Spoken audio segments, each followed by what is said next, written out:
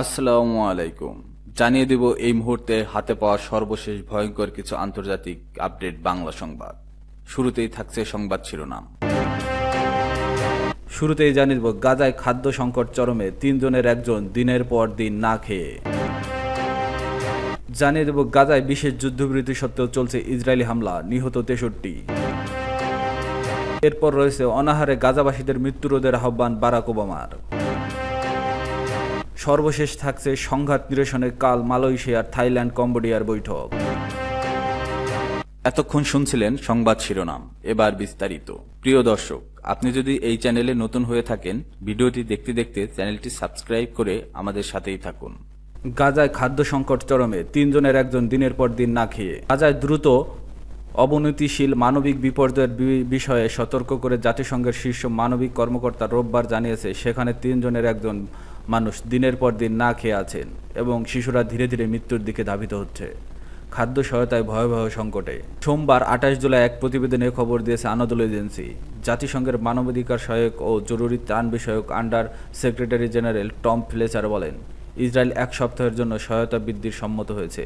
এতে কাস্টমস বাধা সরানো ও চলমান নিষেধাজ্ঞা শিথিল করার কথা বলা হয়েছে। প্রাথমিক প্রতিবেদনে দেখা গেছে 100টির বেশি ত্রাণবাহী ট্রাক সীমান্ত পার হয়ে গাজার প্রবেশের জন্য জড়ো হয়েছে। ফ্লেচার বলেন, এটা একটি অগ্রগতি, কিন্তু দুর্ভিক্ষ ও স্বাস্থ্যগত বিপর্যয় ঠেকাতে এখনও বিপুল পরিমাণ সহায়তা দরকার। তিনি দ্রুত স্থায়ী প্রবেশাধিকার, দ্রুত কনভয় ক্লিয়ারেন্স দিয়ে একাধিকবার সীমান্ত পারাপারের সুযোগ, নিয়মিত জ্বালানি যোগান ও নিরাপদ মানবিক করিডোর নিশ্চিত করার আহ্বান জানান। মানুষ শুধু খাবার সংগ্রহ করতে গিয়েই গুলিবিদ্ধ হচ্ছে, বলেন ফ্লেচার। ত্রাণ সহায়তা কখনোই বাধাগ্রস্ত, বিলম্বিত বা হামলার লক্ষ্যবস্তু হতে পারে না। তিনি সব জিম্মির অবিলম্বে ও নিঃশর্ত মুক্তির দাবি পুনর্ব্যক্ত করেন। ফ্লেচার আরও বলেন, শেষ পর্যন্ত শুধু সাময়িক বিরতি নয়, আমাদের প্রয়োজনীয় স্থায়ী যুদ্ধবিরতি। অন্যদিকে আন্তর্জাতিক চাপ প্রত্যাখ্যান করে ইসরায়েল 2023 সালের 7 অক্টোবর থেকে গাজায় নিষ্ঠুর সামরিক অভিযান চালিয়ে যাচ্ছে, যেখানে এখন পর্যন্ত প্রায় 60,000 ফিলিস্তিনি নিহত হয়েছেন, যাদের বেশিরভাগই নারী ও শিশু। লাগাতার বোমাবর্ষণের গাজার অবকাঠামো ধ্বংস করে হয়েছে এবং তৈরি হয়েছে চরম খাদ্য সংকট।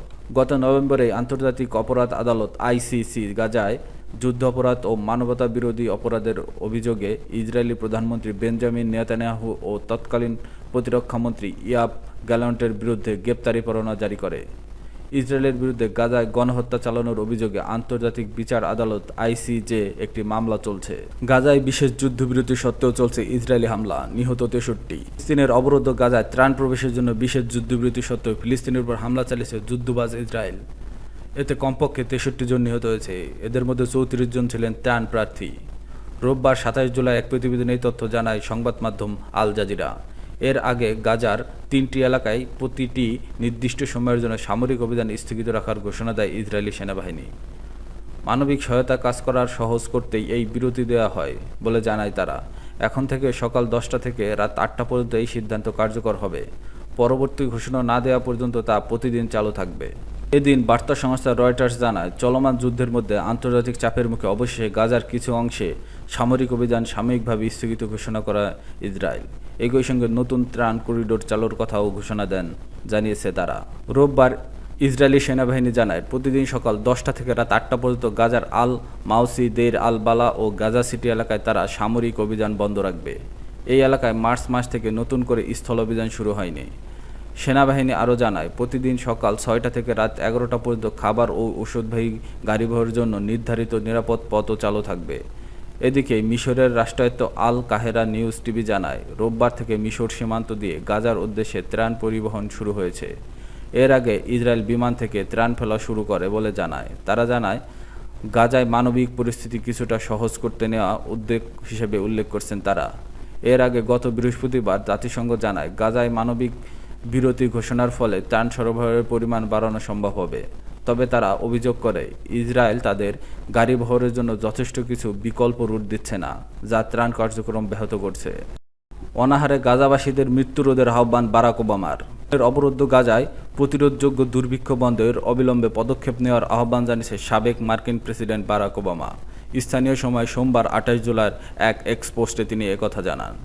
মার্কিন সংবাদ মাধ্যমের একটি প্রতিবেদনের বরাত দিয়ে ওবামা বলেন, যদিও গাজা সংকটের স্থায়ী সমাধানের জন্য সব জিম্মিদের ফিরিয়ে দেওয়া এবং ইসরায়েলি সামরিক অভিযান বন্ধ করা আবশ্যক, এই নিবন্ধনগুলো নিরীহ মানুষের মৃত্যু রোধে অবিলম্বে পদক্ষেপ নেওয়ার প্রয়োজনীয়তাকে আন্ডারস্কোর করে। তিনি জোর দিয়ে বলেন, গাজা উপত্যকায় মানুষের কাছে সাহায্য পৌঁছানোর অনুমতি দিতে হবে। সাবেক এই মার্কিন প্রেসিডেন্ট আরও বলেন, বেসামরিক মানুষের থেকে খাবার এবং পানি দূরে রাখার কোনো যুক্তি নেই। এর আগে রোববার বিশ্ব স্বাস্থ্য সংস্থা সতর্ক করে বলেন, গাজায় অপুষ্টির হার উদ্বেগজনক পর্যায়ে পৌঁছেছে। সংস্থাটি আরও বলেছে, সহায়তা ইচ্ছাকৃত অবরোধ সম্পূর্ণরূপে প্রতিরোধযোগ্য ছিল এবং এর ফলে অনেক মানুষের প্রাণহানি ঘটেছে। এই বছর অপুষ্টিজনিত ৭৪টি মৃত্যুর মধ্যে ৬৩টি ঘটেছে জুলাই মাসে, যার মধ্যে ৫ বছরের কম বয়সী ২৪টি শিশু, ৫ বছরের বেশি বয়সী একজন শিশু এবং ৩৮ বছর প্রাপ্তবয়স্ক রয়েছে। ডব্লিউএইচওর মতে, গাজার প্রতি ৫ জন শিশুর মধ্যে একজন এখন তীব্র অপুষ্টিতে ভুগছে এবং জুন থেকে ৪ থেকে ৬ বছর বয়সী শিশুদের তীব্র অপুষ্টিতে ভোগার পরিসংখ্যান ৩ গুণ বেড়েছে। ১০ ঘন্টার হামলা স্থগিত রাখার ঘোষণা। ইসরায়েলের অবরোধের কারণে গাজায় সৃষ্ট দুর্ভিক্ষ পরিস্থিতি নিয়ে শুরু থেকেই উদ্বেগ প্রকাশ করে আসছে জাতিসংঘ। উপত্যকাটিতে ব্যাপক হারে দুর্ভিক্ষ ছড়িয়ে পড়ছে বলে গত বুধবার সতর্ক করেছিল শতাধিক মানবাধিকার সংস্থা।